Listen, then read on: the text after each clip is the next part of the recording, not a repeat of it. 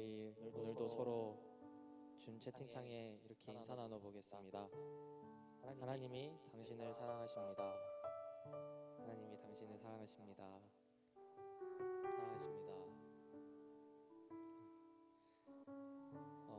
하루하루 인생을 살아가면서 나의 노력과 힘으로 되지 않는 것들이 너무 많다는 것을 우리는 매번 경험을 하며 살아가고 있습니다. 인생을 통하여 얻은 상처와 아픔들, 여러 가지 그런 문제거리들을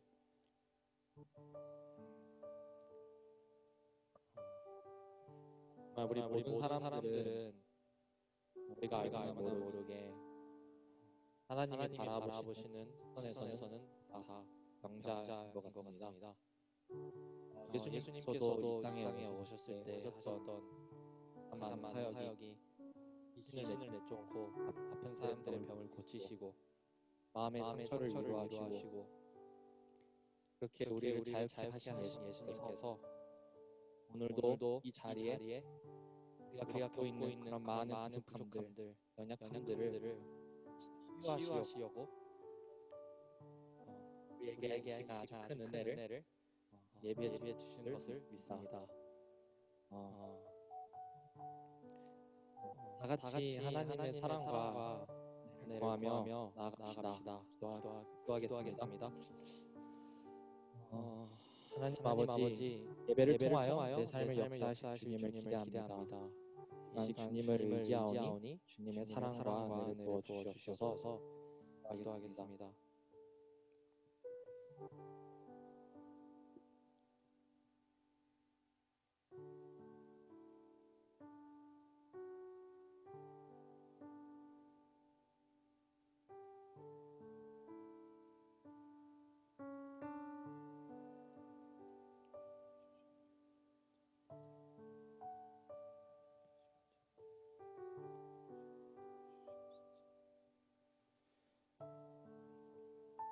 사랑의 주님, 주님의 사랑과 은혜가 없이는 이 세상을 살아갈 수 없는 존재임을 고백합니다.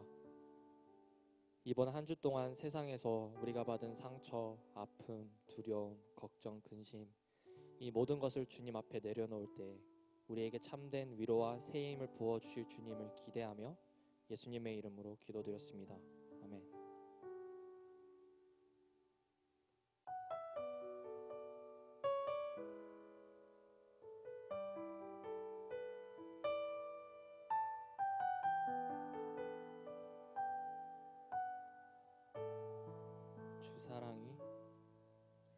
주 사랑이 나를 숨쉬게 해 세상 그 어떤 어려움 속에도 주 은혜로 나를 돌보시며 세상 끝날까지 지켜주시네. 주 사랑이 나를 숨쉬게 해 주 사랑이 나를 숨쉬게 해 세상 그 어떤 어려움 속에도 주 은혜로 나를 돌보시며 세상 끝날까지 지켜주시네. 주님만이 내 아픔 아시며 주님만이 내 맘 어루만지네. 어느 누구도 나를 향하신 주님의 사랑을 끊을 수 없네. 주님만이 내 능력이시며 주님만이 나의 구원이시네. 어느 누구도 나를 향하신 주님의 사랑을 사랑이 나를 이끄시네. 주 사랑이 나를 이끄시네. 내가 갈 수 없는 그곳으로 주의 사랑 나를 붙드시며 세상 끝날까지 인도하시네. 인도하시네. 주님만이 내 아픔 아시며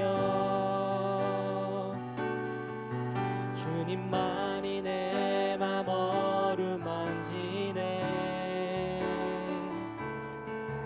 어느 누구도 나를 향하신 주님의 사랑을 끊을 수 없네. 주님만이 내 능력이시며 주님만이 나의 구원이시네.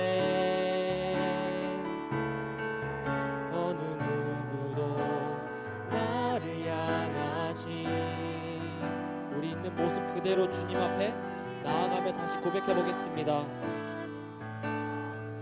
주님만이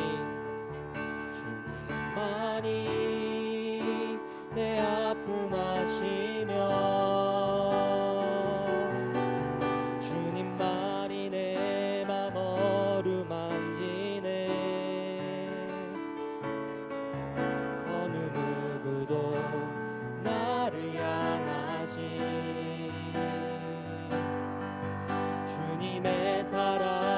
끊을 수 없네. 주님만이 내 능력이시며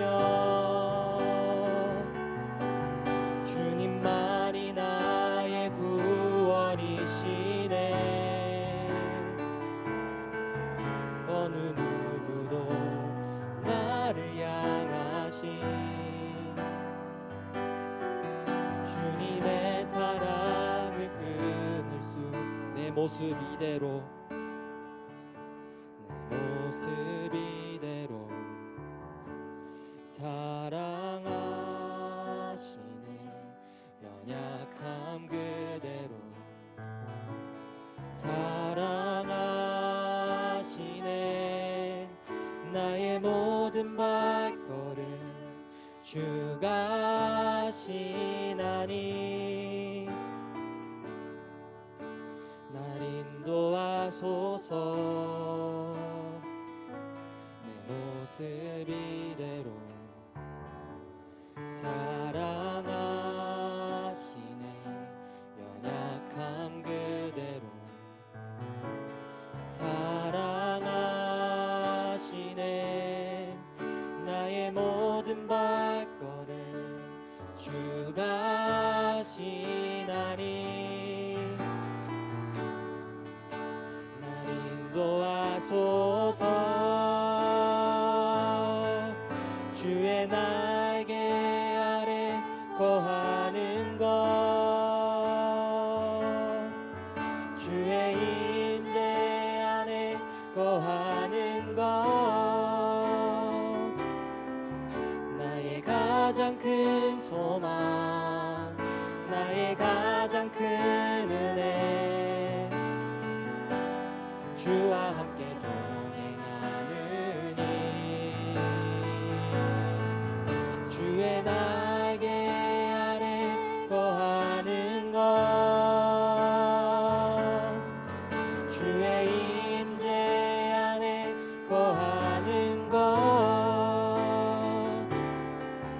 나의 가장 큰 소망 나의 가장 큰 은혜 주와 함께 동행하느니 내 모습 이대로 내 모습 이대로 사랑하시네. 연약함 그대로 사랑하시네. 나의 모든 모든 발걸음 주가 날 인도하소서. 날 인도하소서. 주의 날개 아래 거하는 것, 주의 임재 안에 거하는 것, 나의 가장 큰 소망, 나의 가장 큰 은혜, 주와 함께 동행하느니. 주의 날개 아래 거하는 것, 주의 임재 안에 거하는 것, 나의 가장 큰 소망, 나의 가장 큰 은혜, 주와 함께 동행하느니. 주의 날개 아래, 주의 날개 아래 거하는 것, 주의 임재 아래 거하는 것, 나의 가장 큰 소망, 나의 가장 큰 은혜, 주와 함께 동행하느니. 주의 날개 아래 거하는 것, 주의 임재 아래 거하는 것, 나의 가장 큰 소망, 나의 가장 큰 은혜, 주와 함께 동행하느니. 나의 가장 큰 소망, 나의 가장 큰 소망, 나의 가장 큰 은혜, 주와 함께 동행하느니. 나의 가장 큰 소망,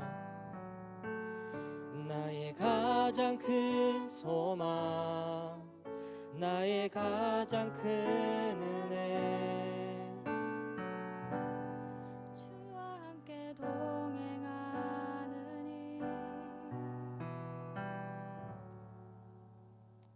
아멘. 우리 계속해서 고백하며 나아갑시다. 주님, 어디에 있든지 주님과 함께하는 그곳이 세상에서 가장 안전한 곳이고 내가 가장 있어야 할 곳입니다. 앞으로도 나의 삶에 무슨 일이 닥쳐올지는 모르지만 하나님께서 부르시는 그 곳이라면 하나님이 부르시는 그 자리에서 하나님의 원하시는 그 모습으로 살아가겠습니다 라는 마음으로 시간 다 같이 계속 찬양하겠습니다.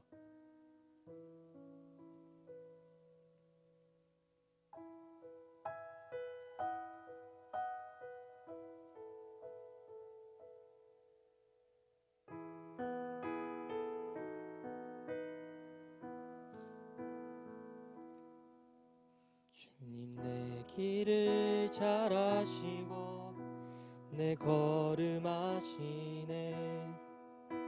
어둠에서 빛을 내시는 그분을 믿네. 무엇으로 주를 섬길지 어디로 가야 할지 헤매이는 나를 아시고 길을 여시네. 내 삶은 주의 것, 내 삶은 주의 것, 온전한 신뢰를 주께 드리네. 보이지 않아도 믿음으로 걷네. 주 영광 바라보며 주만 따르네.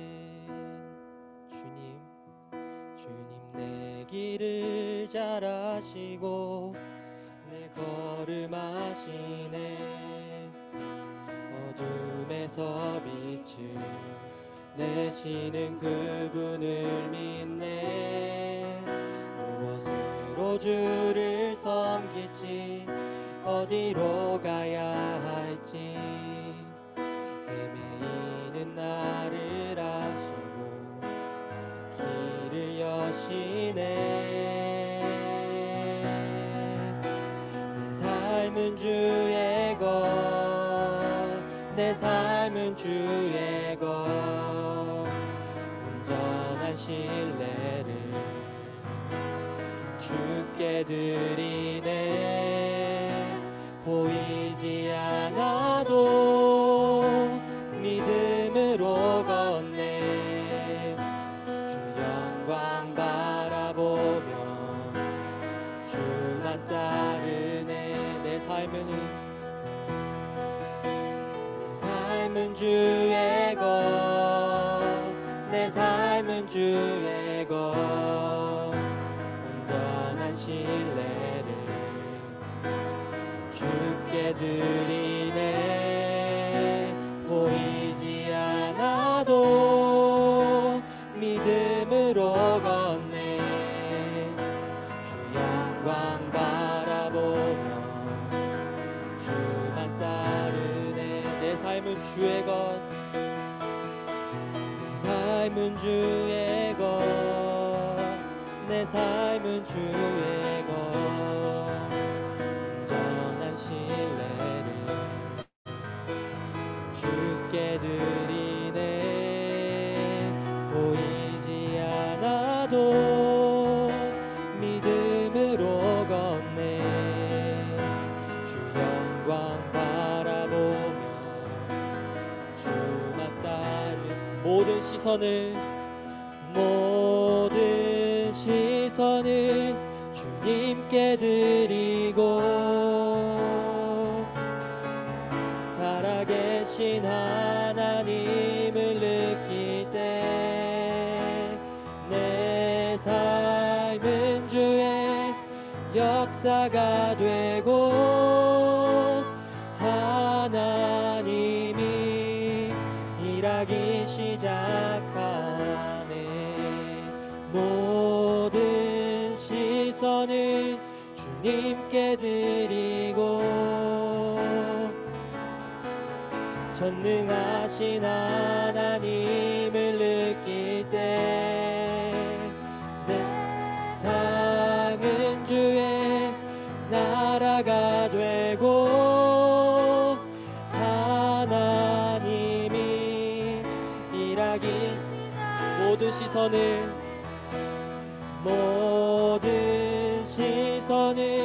주님께 드리고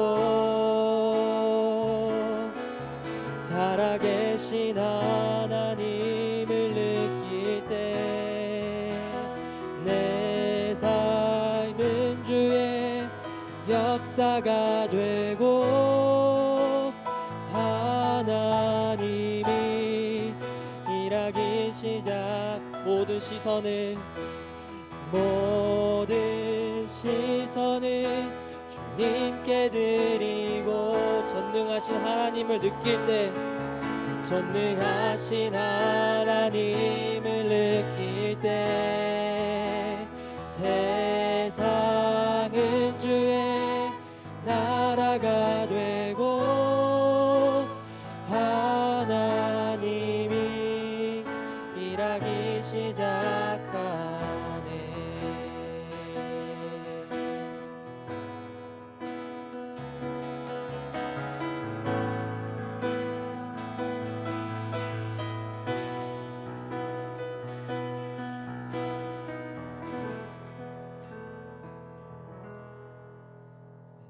다 같이 기도하겠습니다. 다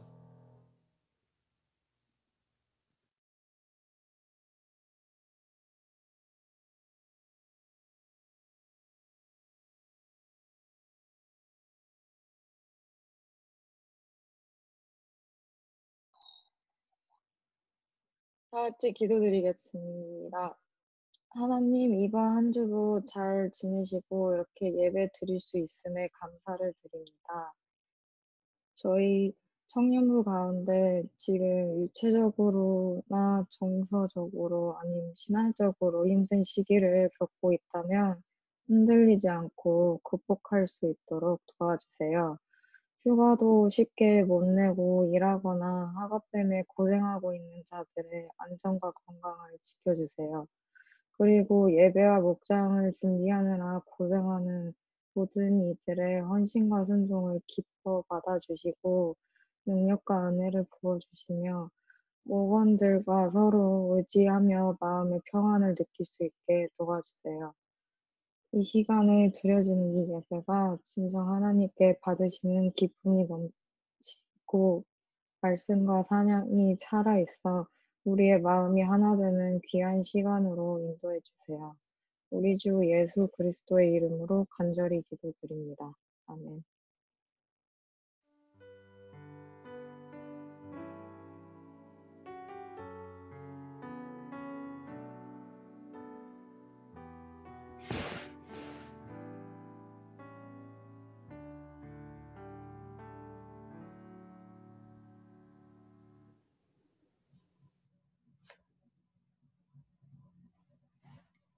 오늘 하나님께서 주신 말씀은 출애굽기 32장 1절에서 14절 말씀입니다. 하나님의 말씀을 들으시겠습니다. 백성이 모세가 산에서 내려옴이 더딤을 보고 모여 백성이 아론에게 이르러 말하되 일어나라 우리를 위하여 우리를 인도할 신을 만들라. 이 모세 곧 우리를 애굽 땅에서 인도하여 낸 사람은 어찌 되었는지 알지 못함이니라. 아론이 그들에게 이르되 너희의 아내와 자녀의 귀에서 금 고리를 빼어 내게로 가져오라. 모든 백성이 그 귀에서 금 고리를 빼어 아론에게로 가져가매 아론이 그들의 손에서 금 고리를 받아 부어서 조각칼로 새겨 송아지 형상을 만드니 그들이 말하되 이스라엘아 이는 너희를 애굽 땅에서 인도하여 낸 너희의 신이로다 하는지라. 아론이 보고 그 앞에 제단을 쌓고 이에 아론이 공포하여 이르되 내일은 여호와의 절이리라 하니 이튿날에 그들이 일찍이 일어나 번제를 드리며 화목제를 드리고 백성이 앉아서 먹고 마시며 일어나서 뛰놀더라. 여호와께서 모세에게 이르시되 너는 내려가라. 내가 애굽 땅에서 인도하여 낸 내 백성이 패하였도다. 그들이 내가 그들에게 명령한 길을 속히 떠나 자기를 위하여 송아지를 부어 만들고 그것을 예배하며 그것에게 제물을 드리며 말하기를 이스라엘아 이는 너희를 애굽 땅에서 인도하여 낸 너희의 신이라 하였도다. 여호와께서 또 모세에게 이르시되 내가 이 백성을 보니 목이 뻣뻣한 백성이로다. 그런즉 내가 하는 대로 두라.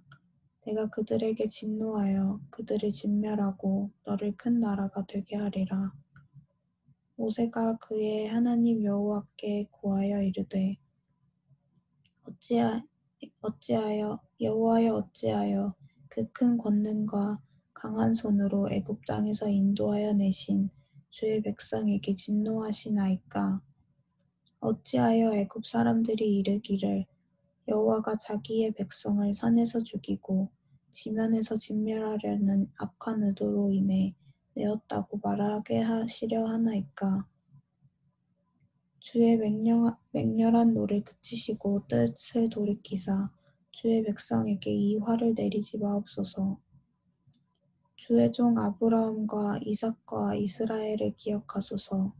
주께서 그들을 위하여 주를 가리켜 맹세하여 이르시기를 내가 너희의 자손을 하늘의 별처럼 많게 하고 내가 허락한 이 온 땅을 너희의 자손에게 주어 영원한 기업이 되게 하리라 하셨나이다.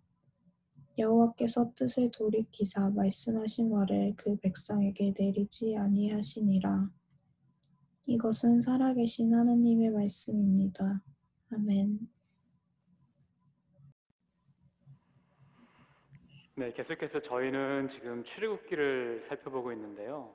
지난주까지 이제 저희는 하나님께서 이 이스라엘 백성들을 어떻게 그 이집트 땅의 그 억압과 압제에서 건져내셔서 구원해 주셨고, 또 사막을 움직이면서 어떻게 하나님께서 광야 가운데서 이들을 보호하시고 먹이셨는지를 살펴봤습니다. 지난주에는 결국은 시내산에 와서 하나님께서 어떤 모습으로 이들과 이 언약 관계를 맺으셨는지까지를 살펴봤습니다. 오늘 이 말씀은 사실 좀 쉽지 않은 말씀인데요. 이 금송아지 사건입니다. 이 말씀을 통해서 성령님께서 저희에게 잘 조명해 주심으로 하나님께서 우리에게 말씀해 주고 싶어 하시는 메시지를 저희가 좀 잘 분별했으면 좋겠습니다. 네. 지난주 말씀처럼 하나님께서는 이스라엘 백성들에게 십계명을 주신 이후에 특별히 모세를 시내산 정상으로 부르셔서 여러 가지 세부적인 언약들을 주셨습니다. 그리고 모세가 준비해간 그 돌판에 친히 십계명을 기록해 주심으로써 이스라엘과 하나님 간의 그 언약에 지워지지 않는 상징으로서 백성들에게 주시고자 하셨습니다. 그런데 이 일이 40일이나 걸려요. 그러다 보니까 이 밑에서 기다리고 있던 사람들이 좀 문제가 생기기 시작합니다. 본문 말씀 1절을 함께 우리 읽어보겠습니다. 출애굽기 32장 1절 말씀입니다. 함께 읽겠습니다. 시작. 백성이 모세가 산에서 내려옴이 더딤을 보고 모여 백성이 아론에게 이르러 말하되 일어나라, 우리를 위하여 우리를 인도할 신을 만들라. 이 모세 곧 우리를 애굽 땅에서 인도하여 낸 사람은 어찌 되었는지 알지 못함이니라. 자, 어떤 일이 일어났습니까? 이스라엘 백성들은 모세가 내려오는 것이 늦어지니까 모세에게 이게 뭔가 큰 일이 생겼다고 생각을 합니다.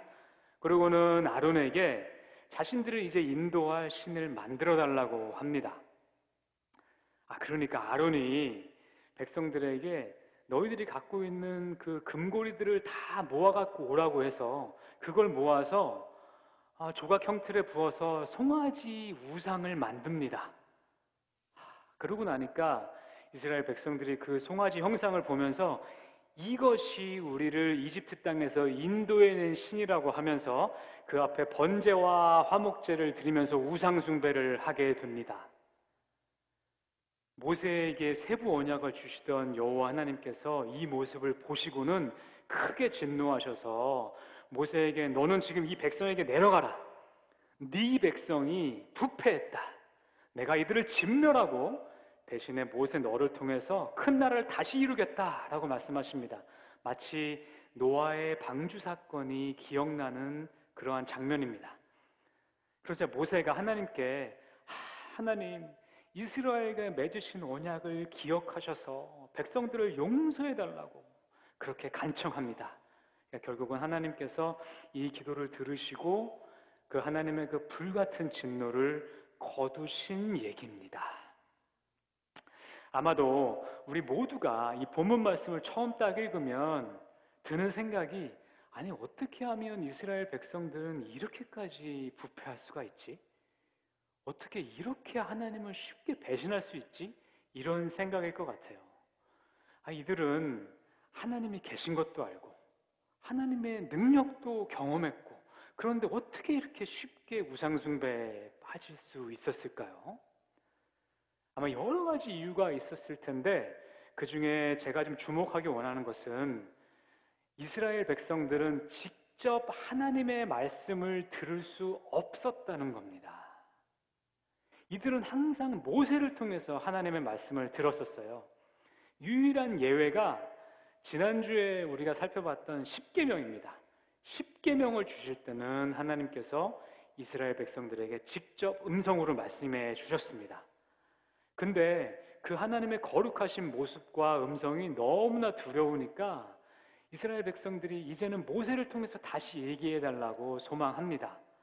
그러니까 결국 이스라엘 백성들은 십계명 이전에도 또 그 이후에도 직접적으로 하나님의 말씀을 들은 적이 없습니다. 모두가 다 모세를 통해서 말씀을 들었던 겁니다. 그런데 이렇게 하나님의 말씀을 전달해 주는 모세가 지금 살았는지 죽었는지도 알 수 없는 상황이 되니까 이들은 더 이상 하나님의 말씀을 들을 수도 없고 하나님의 인도함을 받을 수도 없게 됐다고 스스로 잘못 판단한 겁니다. 그런데 그들의 삶은 여전히 여러 가지 위협 가운데 노출되어 있는 광야 가운데 있었습니다. 그러다 보니까 그들은 이제부터 자신들을 이끌어줄 다른 신이 필요하게 됐다고 느끼게 된 것입니다. 바로 하나님이 아닌 다른 믿음 체계인 우상이 필요로 하게 된 거죠. 여러분 참 신기하지 않습니까?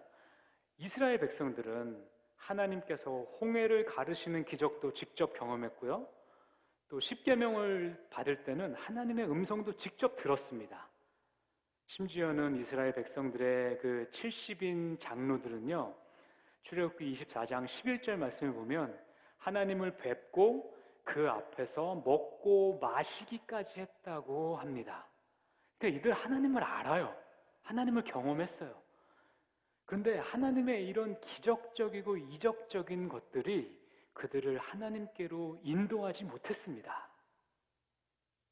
여러분, 우리 주변에 보면 이런 사람들, 이런 분들 좀 계시죠? 나는 내 눈앞에 하나님이 보이면 내가 믿을 거야. 혹은 나는 지금 내가 겪고 있는 이 일만 하나님이 기적적으로 해결해 주시면 나는 그럼 하나님 잘 믿을 거야 하는 분들 계시죠? 사실은 그런 분들은 하나님이 하나님을 보여주시고 그 일을 기적적으로 해결을 해주셔도 하나님을 잘 믿지 못할 경우가 많습니다. 왜냐하면요, 믿음은 이적을 보는 것에서 나오는 것이 아니라 하나님의 진리 되신 말씀에서 나오고 그 말씀에 우리가 믿음으로 반응할 때 우리가 그 믿음이 성장해 나가기 때문입니다. 여러분, 하나님의 말씀을 자기 자신이 직접 읽고 묵상하는 것이 이렇게 중요합니다. 성경은 하나님의 감동으로 기록된 하나님의 말씀입니다.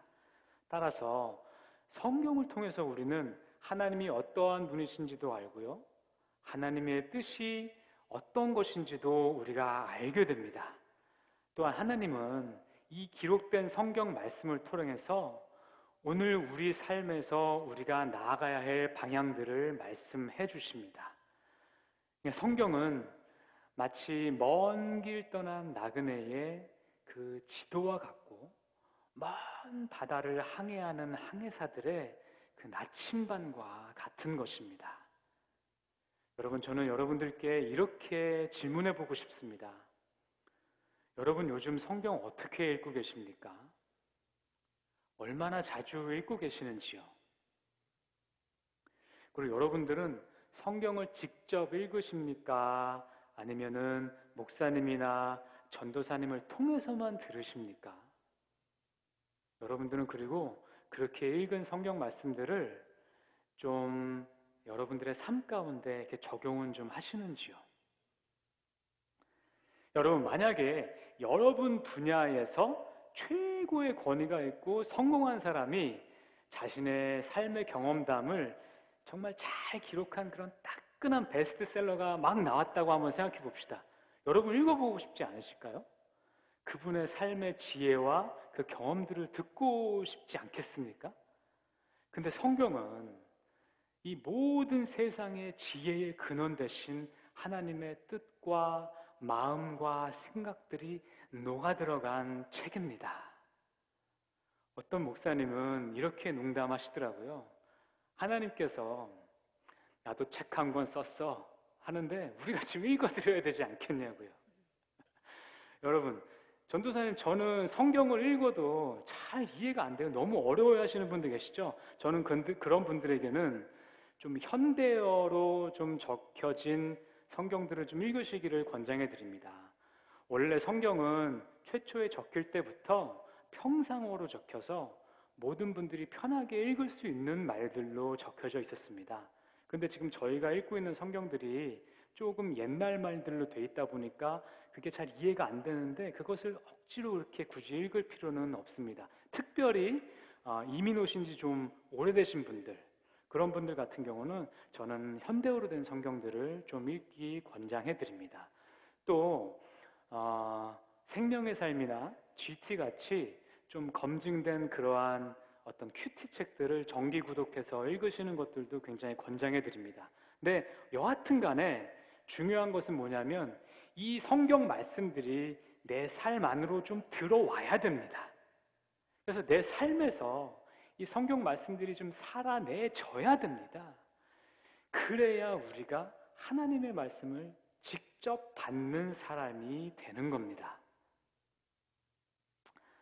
저는 오늘 이 말씀이 사랑하는 형제, 자매 여러분들에게 정말로 내가 직접 한번 성경 말씀들을 읽어보기 원한다는 그러한 어떤 동기부여가 되는 그런 귀한 시간이 되기를 주님의 이름으로 축복합니다. 네, 자 그러면 이스라엘 백성들이야 그랬다 치고 그럼 아론은 도대체 왜 이런 것이 있을까요? 여러분, 아론은 모세의 형이었고요. 하나님께서 모세를 이집트로 보내는 그날부터 모세와 함께 동행했던 사람입니다. 아론은 하나님의 뜻도 알았고요. 그리고 하나님이 살아계신 것과 그분이 얼마나 권능과 전지전능하신 분인지를 잘 알고 계신 분이었어요. 제일 중요한 것은, 그것보다 더 중요한 것이 뭐냐면 아론은 하나님께서 이스라엘의 최초의 대제사장으로 구별하여 세운 분이라는 거예요.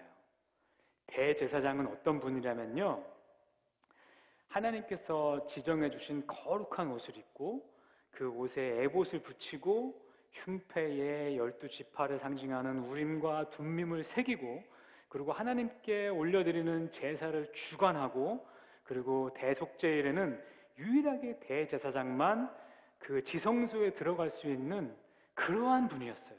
그러니까 어떻게 보면 유대 민족의 종교 최고의 상징이었던 거예요.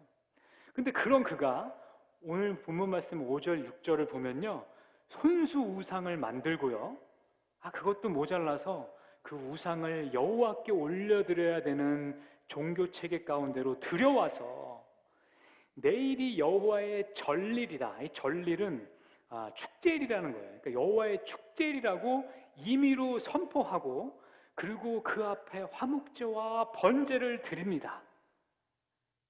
그가 만들었던 이 송아지상은 많은 학자분들은 고대 이집트의 황소 모양을 했던 그러한 풍요의 신이었던 아피스 신을 상징한다고 봅니다. 그렇게 보면 이 아론이 했던 그 제사는 여호와 하나님과 이집트의 신을 함께 예배한 거예요. 오늘의 말로 표현하면 종교 혼합주의적인 그러한 제사를 드린 겁니다. 도대체 아론이 왜 이런 행동을 했는지 우리가 한마디로 정의하기는 좀 어렵습니다. 그런데 그가 나중에 모세에게 자신의 행동을 변명하는 장면이 나와요. 그 장면을 제가 한번 읽어드리겠습니다. 한번 잘 보세요. 출애굽기 32장 22절에서 24절 말씀입니다. 제가 읽어드리겠습니다. 아론이 이르되 내 주여, 여기서 내 주는 모세를 말합니다. 내 주여, 노하지 마소서. 이 백성의 악함을 당신이 아나이다. 그들이 내게 말하기를 우리를 위하여 우리를 인도할 신을 만들라. 이 모세 곧 우리를 애굽 땅에서 인도하여 낸 사람 어찌 되었는지 알 수가 없노라 하기에 내가 그들에게 이르기를 금이 있는 자는 빼내라 한즉 그들이 그것을 내게로 가져왔기로 내가 불에 던졌더니 이 송아지가 나왔나이다. 여러분, 말이 많이 변했죠 좀. 어쨌든 간에 아론은 자기가 이렇게 한 이유가 이 백성이 악하기 때문이라고 합니다. 이스라엘 백성이 악하니까 자신은 그저 그들이 악한 소망대로 해줬을 뿐이라는 겁니다. 사실 이스라엘 백성들은 이때까지도 아직까지도 이집트 땅에서의 삶을 그리워하고 있었습니다. 어떻게 알 수 있냐면요, 나중에 스데반 집사가 이 현재의 상황에 대해서 사도행전 7장 39절에서 이렇게 말씀하시는데요. 이스라엘 조상들이 그들 마음에 이집트로 돌아가고픈 마음이 오래전부터 있었다라고 말씀합니다. 그러니까 아론은 이런 백성들의 마음을 잘 감지하고는 그래서 이집트의 풍요를 상징하는 송아지 우상을 만든 겁니다. 이건 뭐냐면 아론의 마음이 하나님께로 정해져 있지 않고 사람들에게 정해져 있다는 것을 나타내는 겁니다. 그 결과 그는 하나님께만 드려야 되는 예배를 하나님과 우상을 함께 섬기는 타락한 제사로 변질시켰습니다. 여기에 대한 하나님의 판단은 명확했습니다. 이 백성이 부패하였다라는 겁니다. 여러분, 세상은 좀 더하고 추가하고 하는 것이 세상의 이치입니다. 그런데 신앙은, 특별히 예배는 빼고 덜해내는 겁니다. 다시 말해서 하나님만을, 본질되는 그 하나님만이 아닌 것들을 우리가 빼내는 과정, 그것이 성숙한 신앙으로 나아가는 그런 과정입니다. 내 생각, 또 내 탐심, 나의 계산, 나의 판단, 이런 것들을 다 빼내서 내 마음 가운데 온전히 하나님만을 향하는 그러한 순수한 마음이 남게 하는 과정, 이게 신앙인 거예요. 그런데 아론은 잘못된 예배를 드리면서 우상을 더해 온 거죠. 하나님께 드리는 예배는 이렇게 드려서는 안 됩니다. 여러분, 우리 이 말씀을 통해서 우리가 하나님에게 대한 우리의 지금의 마음과 또 특별히 예배에 임하는 우리의 마음을 좀 돌아보기를 원해요. 혹시 우리가 정말로 하나님에 대한 하나님을 높이는 마음, 또 하나님께서 우리를 구원해 주시고 예수 그리스도를 통해서 우리를 구속해 주신 것에 대한 감사의 마음, 또 우리 삶 가운데 하나님께서 지켜 보호해 주시고 공급해 주시는 것들을 우리가 신뢰하고 인정하고 또 그것을 간구하는 마음 외에 다른 마음들이 있는지를 좀 살펴보기 원합니다. 만약에 그런 마음들이 있다면 그런 마음의 찌꺼기들을 좀 과감하게 툴툴 버려버리시고 내 마음이 정말로 순수한 마음으로 하나님께만 드려지는 그러한 예배자로 세워지시기를 주님의 이름으로 축복합니다. 그리고 아론에서 볼 수 있는 또 한 가지 모습은 뭐냐면요, 아론 역시도 하나님의 말씀을 직접 받지 못했다는 겁니다. 성경 어디에도 아론이 모세와 함께 있을 때가 아니고 혼자서 하나님의 말씀을 이렇게 받았다는 그러한 구절을 찾지 못하겠습니다. 그것은 뭐냐면 아론조차도, 그러니까 다시 말해서 하나님께서 그 종교 체계의 최고의 상징으로 세워놓은 아론조차도 하나님의 말씀으로 굳건히 서 있지 못하면 실수할 수 있다는 거고 넘어질 수 있다는 것을 상징합니다. 이것은 저희에게 이 상징하는 바가, 의미하는 바가 굉장히 큽니다. 오늘 저희들도 때로는 예배를 섬기는 자로, 때로는 저 같은 경우는 목회를 하는 자로, 또 때로는 장로님으로 이런 직분들도 받고, 또 때로는 저희가 리더로서 이렇게 섬김받고 있습니다. 또 그런 것이 아니라 할지라도 저희가 시간과 또 물질과 정성을 다해서 예배에 이렇게 참석합니다. 근데 여러분, 하나님 앞에 바로 서는 것이 이러한 종교적인 행위와 열심을 통해서만 되지 않는다는 것을 상징합니다. 하나님 앞에 바로 서는 것은 우리가 이런 부분들이 이게 다가 아니라 오로지 하나님의 말씀으로 굳건하게 세워질 때만이 우리가 하나님 앞에 바로 서가는 것이죠.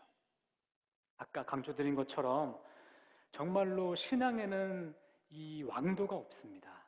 매일매일 일어나서 하나님의 말씀을 많지 않더라도 그것을 읽고 묵상하고 그 말씀들을 내 삶 가운데 이렇게 적용하는 이것이야말로 정말로 우리가 하나님 앞에 바로 서가고 성숙된 신앙으로 나아가는데 유일한 길이요, 방법이요, 척도인 것입니다. 여러분 이것을 꼭 좀 기억했으면 좋겠어요. 자, 상황이 이렇게 되니까 하나님께서 이제 크게 진노하십니다. 그래서 이제 이들을 진멸하시겠다고 하셨습니다. 그러면서 하나님께서는 9절 말씀에서 이 백성이 목이 뻣뻣한 백성이다라고 말씀을 합니다. 이 표현은 유독 이곳에서만 나오는 표현인데요. 이 원어적으로 이 표현, 이 뻣뻣하다라는 표현을 좀 보면요, 단단하다, 또 잔인하다, 어렵다, 싸우기 좋아한다, 성내기 좋아한다, 고집이 세다, 완고하다, 이런 표현들입니다. 여러분, 저는 이 중에서도 좀 이 완고하다는 것에 대해서 여러분들이 좀 주목을 해주시기 바랍니다. 완고하다는 표현은 융통성이 없어서 올곧고 고집이 세고 다른 사람이 말해도 자기 생각을 절대로 바꾸지 않는다, 뭐 이런 뜻입니다. 여러분, 신앙생활을 하는데 순종 잘하는 사람들 있죠? 이런 사람들은 자기가 잘못된 것을 잘 인정합니다. 왜냐하면 자기 잘못을 인정하는 데서 회개가 시작되고요, 그렇게 돼야 하나님께 다시 순종할 수 있기 때문입니다. 그런데 우리가 신앙생활 하다 보면은 가끔 자기 자신이 정말 틀렸는데도 불구하고 자기가 틀린 것을 끝까지 인정하지 않는 모습들을 볼 때가 있습니다. 근데 이런 모습들은 사실은 겉으로 볼 때는 강해 보이지만 사실은 그 속마음에는 내가 그 내면이 약하기 때문에 이것을 내가 지키지 않으면 모든 것이 무너진다라는 그런 약한 마음에 발로일 때가 많습니다. 혹은 내가 너무 저 사람들보다 높기 때문에 다른 사람을 깔보거나 무시하는 교만의 마음일 때가 있습니다. 사무엘상 15장 23절에서는 완고함은 우상숭배와 같다라고 말씀합니다. 완고함은 우상숭배와 같다고 말씀합니다. 이거 왜 그러냐면요, 내 생각이 하나님의 생각보다 더 옳다고 믿는 거기 때문에 그것은 하나님을 믿지 않고 내 생각을 믿는 다른 믿음 체계, 곧 우상 숭배인 것이기 때문입니다. 그래서 여러분, 이 완고하다는 것을 내면의 강직함과 좀 구별할 수 있어야겠습니다. 진짜로 강한 것은 자기 잘못을 인정할 수 있는 그런 용기에서 나옵니다. 저는 여러분들이 하나님 앞에서 완고한 사람이 되지 말고 그 뿌리가 깊고 강직한 사람들이 되시기를 주님의 이름으로 축복합니다. 자, 그랬더니 모세가 어떻게 반응합니까? 하나님께 이스라엘 백성을 용서해 줄 것을 간청합니다. 그는 특별히 3가지 포인트를 가지고 하나님께 간청을 했습니다. 11절에서 그는 뭐라 그랬냐면요, 어찌하여 그 큰 권능과 강한 손으로 애굽 땅에서 인도해 내신 주의 백성에게 진노하시나이까? 라고 말씀합니다. 여러분, 참 재밌는 게요, 하나님께서 모세에게 뭐라 그러셨냐면요, 네가 이집트에서 인도해낸 네 백성이 부패했다 그랬어요. 근데 모세는 하나님께 주의 백성에게 왜 진노하십니까? 라고 얘기합니다. 이것은 뭐냐면요, 하나님과 주의 백성의 그 특별한 언약 관계를 하나님께 다시 한번 상기시켜 드리는 겁니다. 자, 계속해서 12절에서는 뭐라 그러냐면요, 어찌하여 애굽 사람들이 이르기를 여호와가 자기 백성을 진멸하려고 인도해냈다고 말하게 하시겠습니까? 이건 무슨 말이냐면요, 이집트 사람들이 아이고 우리 하나님께서 이스라엘 백성들을 데리고 나가시더니 결국은 진멸시키려고 데리고 나가셨구나 라고 얘기할 수 있다라는 거예요. 이건 뭡니까? 여호와의 이름이 열방 가운데서 경홀히 여김을 받을 수 있다는 것에 대해서 하나님께 호소하는 말입니다. 마지막 13절에서는요, 아브라함과 이삭과 야곱에게 해주신 하나님의 약속의 말씀을 좀 기억해달라고 어필합니다. 그러니까 모세는 하나님과 이스라엘 백성 간의 그 친밀한 그 언약 관계와 그 하나님의 이름과 그리고 하나님께서 여지껏 조상들과 우리들에게 주셨던 그 언약 관계의 기초에서 이 이스라엘 백성들을 좀 용서해 달라고 하나님께 어필한 것입니다. 이 모세의 중보기도는 정말로 위대한 중보기도의 모델입니다. 한 사람의 기도가 한 민족을 구원했습니다. 모세는 정확하게 하나님과 이스라엘 백성의 가운데에 서 있습니다. 그는 하나님의 진노하심도 충분히 이해하고요. 그렇지만 하나님이 이 백성들에게 얼마나 사랑으로 그 은혜로 언약을 맺으셨는지, 얼마나 많은 그 약속을 해주셨는지도 잘 알고 있었습니다.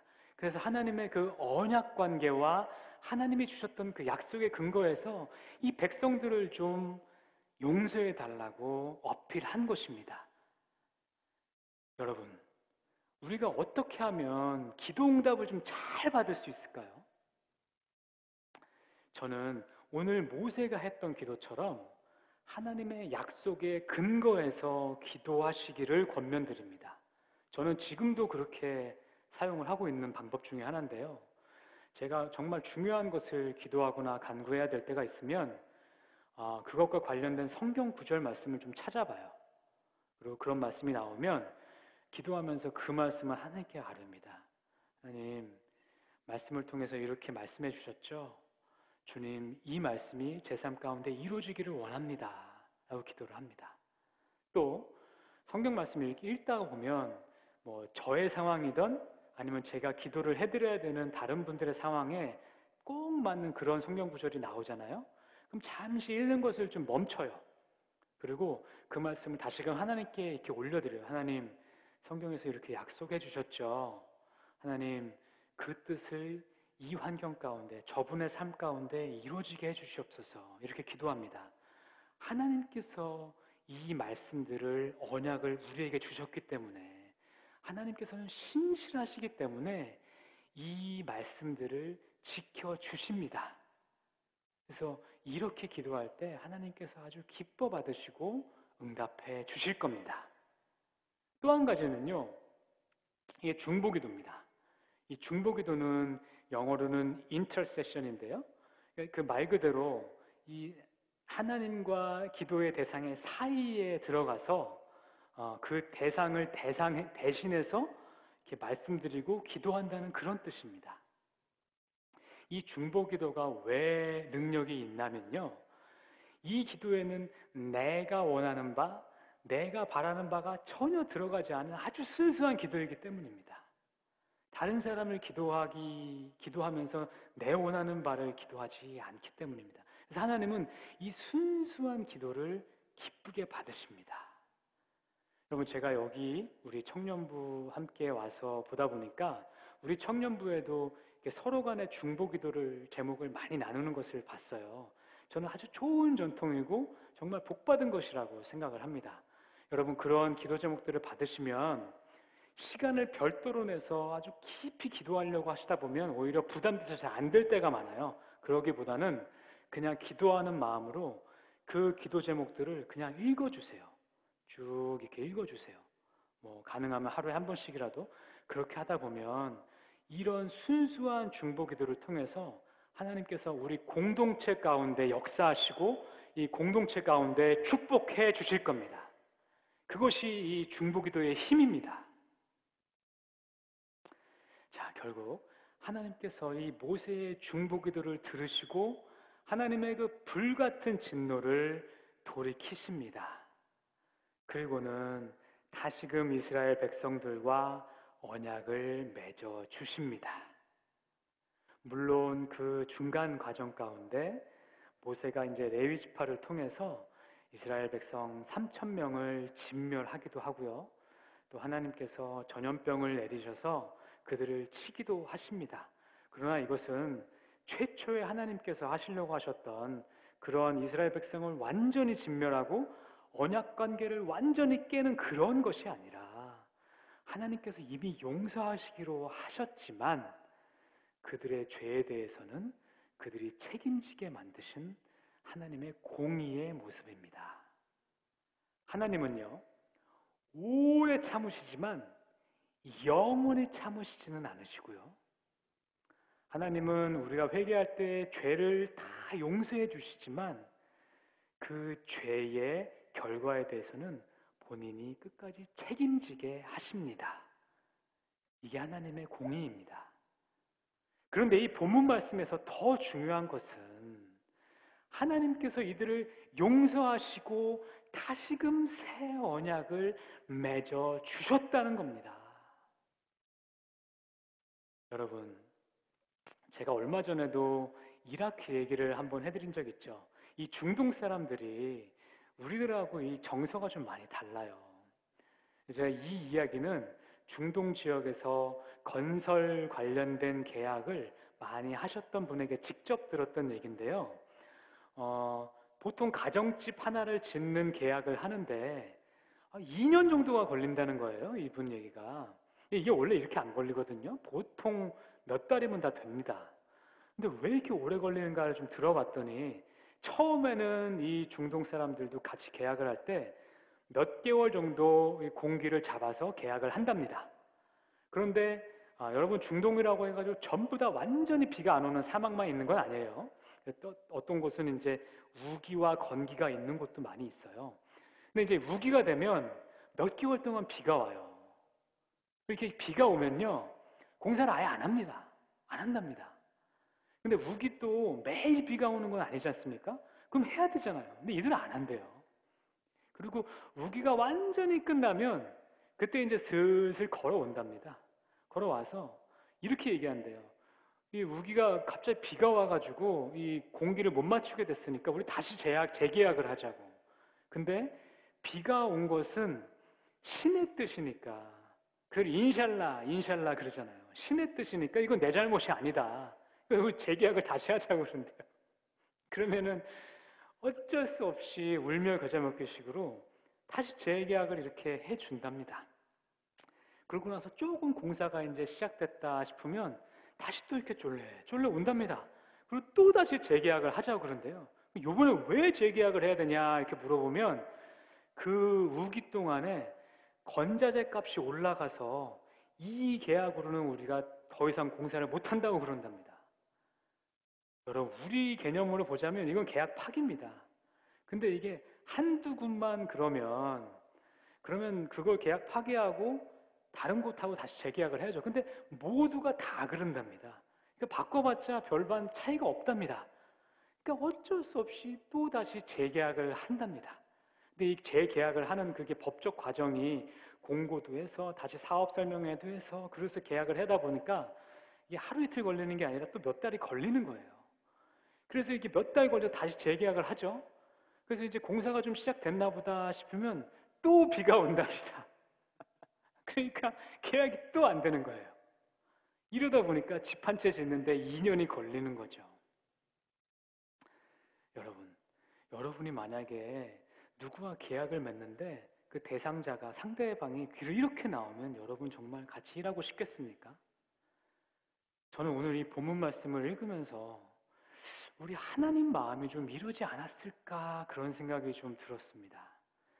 틈만 나면 언약 파괴하고, 틈만 나면 불평하고, 또 틈만 나면 이집트로 돌아가고 싶어하고, 고집세고 완고하고, 이런 이스라엘 백성들과 하나님이 언약을 다시 맺고 싶으셨을까요? 10절 말씀에 하나님의 속마음이 나옵니다.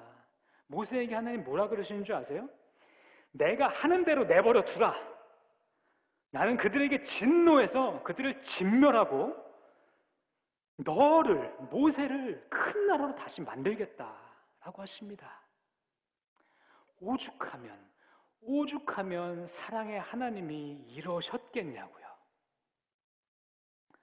그런데 그런 하나님께서 34장에 가셔서 다시금 모세에게 돌판 두 개를 준비해서 시내산 정상으로 올라오거라 이렇게 말씀을 합니다. 그러고는 또 속을 줄 알면서 속아주시면서 그 돌판에 친히 십계명을 새겨 주십니다. 그리고 이스라엘 백성들과 다시 언약을 맺어 주십니다. 여러분, 이건요, 이스라엘 백성들이 완전히 돌이켰기 때문이 아닙니다. 이것은 하나님과 이스라엘 간의 그 언약의 기초가 하나님의 용서하심과 하나님의 은혜 가운데 있었기 때문입니다. 저희는 변하지만 하나님은 변치 않습니다. 이 언약이 변치 않는 하나님의 은혜와 사랑 가운데 있었기 때문입니다. 저희는 하나님과 관계가 좋으면 하나님께 감사도 드리고 기뻐서 눈물도 흘리고 콧물도 흘리고 막 그렇습니다. 그런데 하나님과 관계가 나빠지면요, 언제 그랬냐는 듯이 하나님하고 쌩합니다. 만약에 우리의 언약 관계가 이러한 저희의 모습 가운데 맺어졌다면 그 관계가 얼마나 위태롭겠습니까? 얼마나 이게 불안하겠습니까? 그런데 하나님은 믿을 수 있지 않습니까? 하나님은 변치 않지 않습니까? 하나님은 항상 신실하지 않습니까? 그렇기 때문에 이 언약 관계가 변치 않는 것입니다. 때로는 이스라엘 백성들이 죄 가운데 있고 엉망진창이 돼도 그들은 언약 백성인 겁니다. 이것이 은혜입니다. 이것이 하나님의 은혜입니다. 여러분, 본문 말씀에서 이스라엘 백성들은요, 모세라는 정말 위대한 중보자가 있었습니다. 그런데 저희에게는요, 영원한 예수 그리스도라는 중보자가 계십니다. 디모데 전서 2장 5절에서는요, 하나님은 한 분이시요 하나님과 사람 사이의 중보자도 한 분이시니 곧 사람이신 그리스도 예수다 라고 얘기하십니다. 그러니까 우리가 하나님의 자녀가 된 이 언약은요, 하나님의 변치 않는 사랑하심과 은혜 가운데 있고요, 또 영원히 변치 않는 예수 그리스도의 보혈 위에 세워졌기 때문에 결코 이 관계가 흔들리거나 깨어지지 않는 것입니다. 얼마나 큰 은혜인지요, 얼마나 큰 복음인지요. 여러분, 이게 좀 느껴지십니까? 이게 느껴져야 됩니다. 여러분, 우리와 이제 정말 저희가 하나님께 나아가면서 하나님이 정말 우리를 이렇게 언약 가운데 불러주셨다는 것이 마음 가운데 들어오기 원합니다. 그래서 우리가 정말로 하나님의 딸이요 하나님의 아들이라는 것이 내 마음 가운데 깊이 뿌리가 박혀서요, 이 정체성이 내가 세상을 바라보는 내 가치관이 되고요, 이것을 통해서 내 삶을 계획하고 내 삶을 살아가는 이유가 되는 그러한 하나님의 귀한 그러한 정체성을 가진 하나님의 복된 사랑하는 백성들이 모두가 되시기를 주님의 이름으로 축복합니다.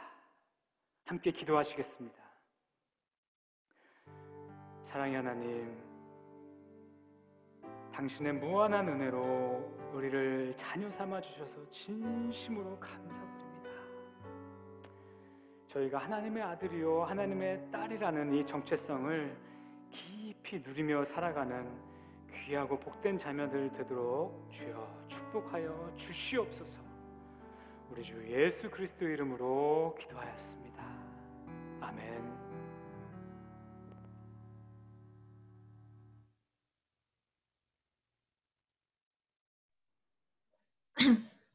네, 안녕하세요. 오늘 AKPC 온라인 예배에 찾아주신 모든 분들을 주님의 이름으로 환영합니다.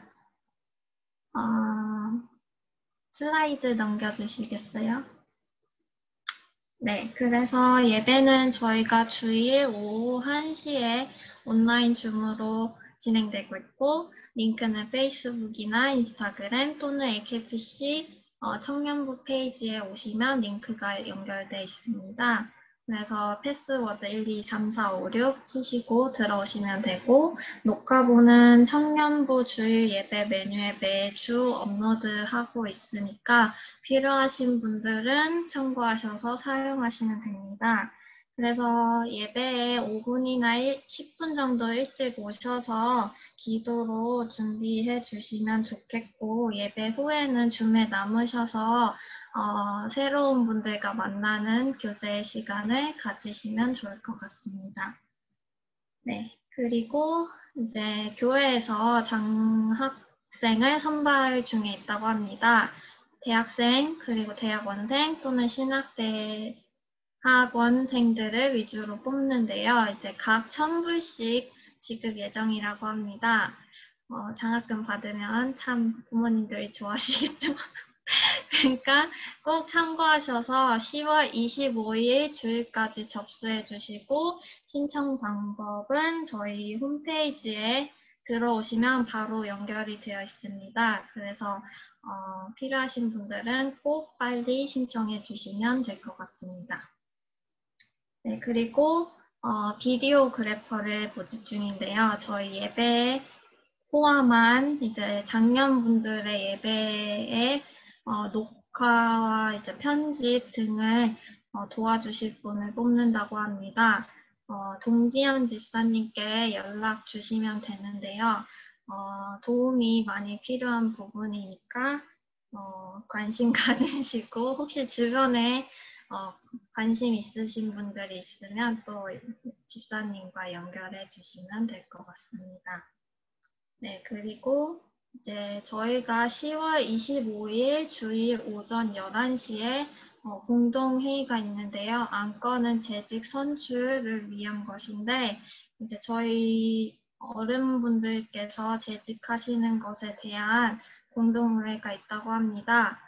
인원을 채워야 하고, 이제 인원을 채우지 못하면 통과가 되지 않기 때문에 모두 청년분들도 저희 활동교인들이 참여해 주시면 도움이 된다고 합니다. 그래서 방법은 저희가 소셜미디어를 통해서 아니면 목장에 따로 카톡으로 알려드릴 테니까 참여해 주시면 감사할 것 같습니다.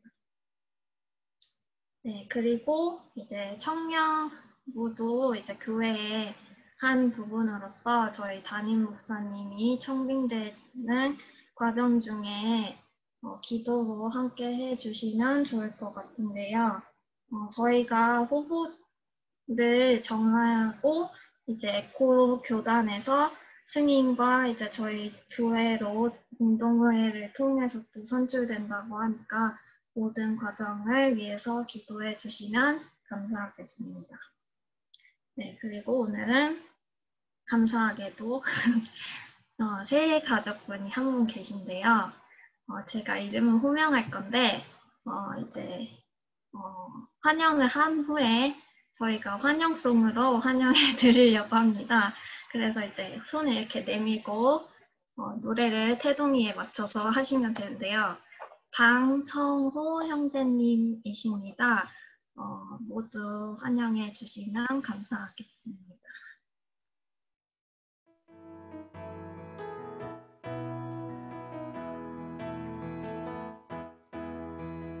당신은 하나님의 사랑, 그 아들 주시기까지 사랑한 소중한 존재. 당신의 그 삶을 통하여 주님의 사랑 세상이 알리.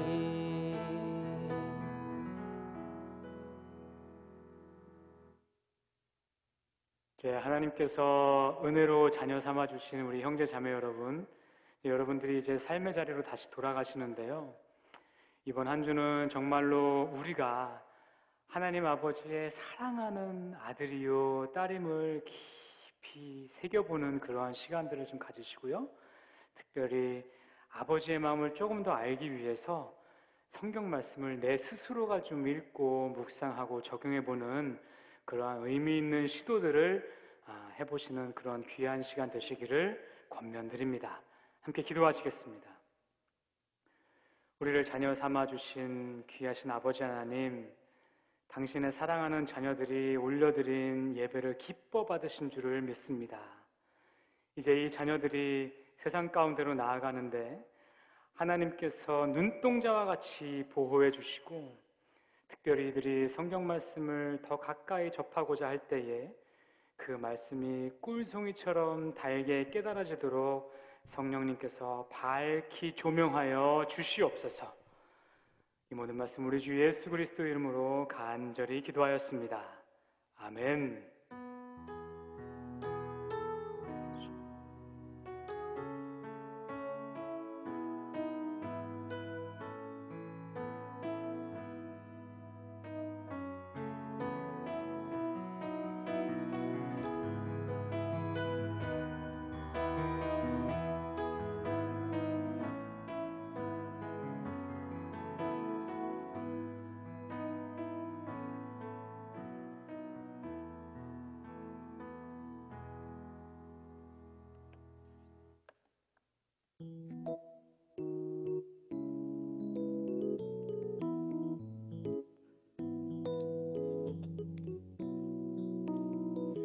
하나님의 사랑이 당신의 삶 가운데 가득하기를 축복합니다. 하나님의 은혜가 우리 가운데 가득하길 기도합니다.